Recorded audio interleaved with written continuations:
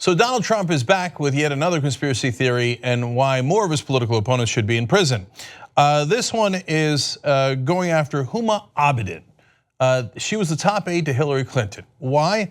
Well, let's begin to explain. Aide writes, according to an FBI report obtained by the conservative watchdog group Judicial Watch, Abedin used a Yahoo account if her official State Department account was down or if she needed to print an email or document. This was back when she served under then Secretary of State Hillary Clinton in the report. Abedin explained that it was difficult to print from the DOS system, so she routinely forwarded emails to her non-Department of State accounts so she could more easily print. Oh my God, they got her. She used a Yahoo account. Oh, round them up. I'm not kidding, that's the thrust of this. So let me give you the actual background on this.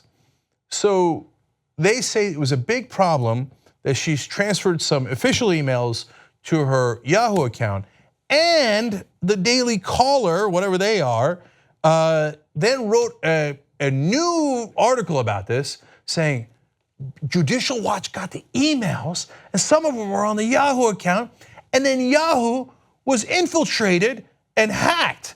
So since they hacked 1 billion accounts, Abedin's must have been one of them.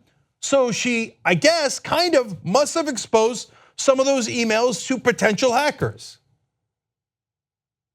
But first of all, it is massively tangential. It's a tiny little story, but more important than any of that is that this is what James Comey actually investigated. And what actually led to potentially Donald Trump winning was, remember when Comey, a little bit before the election, came out and said, oh my God, there's new emails on Huma Abedin's laptop because it might have gone to Anthony Weiner's. They looked at all these emails. This is just Judicial Watch getting the old emails that the FBI already investigated and found no criminal activity at all. But that didn't stop Donald Trump, of course.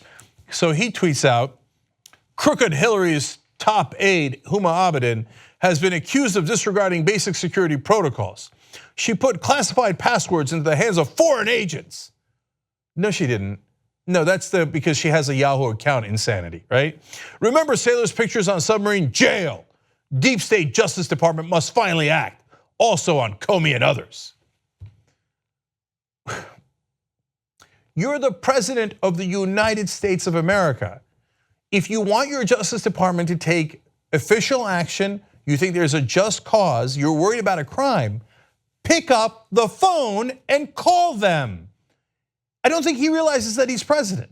Instead, what he's doing is propaganda, distraction. Oh, Mueller's investigating me, but why? And Comey, I fired him because he was investigating me. But the problem is Comey, lock him up, jail, Abedin, arrest all my political opponents. The reason he can't call the Justice Department and tell them that is because you can't arrest your political opponents in America. That's not how this country works. So instead, he blurts it out on Twitter.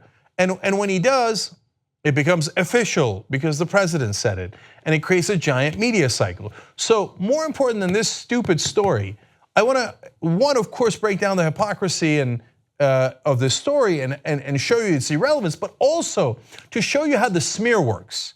So in a case like this, the right-wing smear machine, they'll have the Judicial Watch, which, I have mixed feelings about Judicial Watch.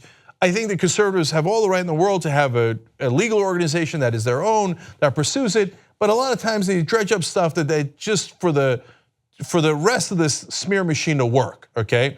So then they dig up something that's old, Daily Caller, which is another one of those right-wing websites that you shouldn't trust a word in any of those right-wing websites. It's nonsense after nonsense, made up story after made up story. And in this case, they're like, oh my God, she had a Yahoo account, Yahoo was hacked, we know it, right?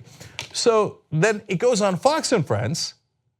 At 7 a.m., Donald Trump watches, and right after Fox and Friends is over, Donald Trump tweets this tweet. And then all of a sudden it became a real story because the president said it. Repeat and repeat and repeat. Just take anything, any insane thing written on any insane right-wing blog, and then put it on Fox News, and then Trump will say it, and then it'll be an official story. There is no equivalent to that on the left. And forget the left, for the regular news. No one has a machine like this. New York Times will run a story, and then if people are interested, people will talk about it for a while. If NBC has a story, right, people might talk about it a little while and then they drop it. But they don't have a regular machine that takes fabricated stories or even real stories and then hypes them up and hypes them up, have a news network that does nothing but hype them up, and then have a president make them official so that everybody's talking about, well, I don't know, should we put Huma Abedin in jail? Should we put James Comey, the former head of the FBI, in jail? What kind of insanity is this? By the way, one last thing on this. If they're going to jail, they're probably gonna have company, because if you didn't see this story, this happened recently. There's a headline from Politico. Hundreds of White House emails sent to third Kushner family account. Now, turns out that both Jared Kushner, his son-in-law, and Ivanka, his daughter, both used private email accounts, which are easily hackable. Even after they did the lock 'em up chant, even if after they said Hillary Clinton private second, they sent it to a private email account. We should put her in prison. They chanted it. And then they got in during the transition and at the White House, and they're like, who cares, let's use private email accounts. So Donald Trump, you wanna lock up Huma Abedin and James Comey, put your daughter and your son-in-law right next to them in the jail cells, let alone other people at the White House who did it, including Steve Bannon. You guys all wanna go to jail? You all wanna go to jail? Let's use the same standard. No, all of these are small little stories. And if the president didn't attach a giant bullhorn to it, in reality, this thing was already adjudicated. Again, if we did likewise, we would take the Kushner and Ivanka story, which we covered and told you was a small story, mainly pointed out their hypocrisy. And we would have made a federal case out of it, okay? So you know why? We had bipartisan agreement. Even Trey Gowdy, one of the most right-wing guys, the Benghazi hatchet man for the Republicans, agreed with Cummings, and they put out this statement. With numerous public revelations of senior executive branch employees deliberately trying to circumvent these laws by using personal, private, or alias email addresses to conduct official government business, the committee has aimed to use its oversight and investigative resource to prevent and deter misuse of private forms of written communication. They said that about Trump staffers, about Ivanka, about Kushner, about Bannon, about all of them. They said they have tried to circumvent the law. Now the reality is, it really is a minor issue. They shouldn't do it, Ivanka shouldn't do it, Huma shouldn't have done it, Hillary shouldn't have done it, and we called them out on it just the same way.